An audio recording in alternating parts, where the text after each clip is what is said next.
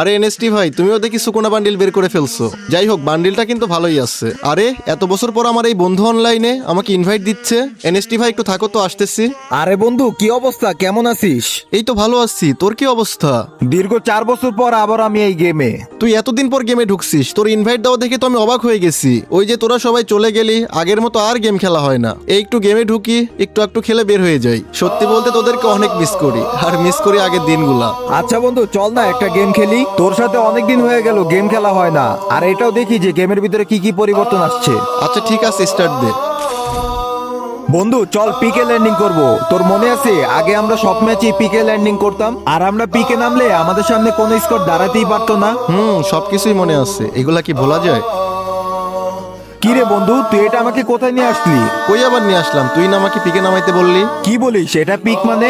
আমাদের পিক তো এরকম ছিল না। হ্যাঁ ঠিক বলেছিস, ওই সময় পিকটা এমন ছিল না। এই আপডেটের পর শুধু পিক না, দেখ পিকের নামও চেঞ্জ হয়ে গেছে।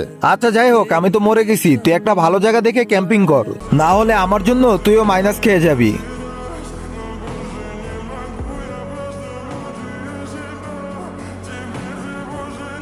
কি রে বন্ধু, আমি আবার বাঁচলাম কেমনে?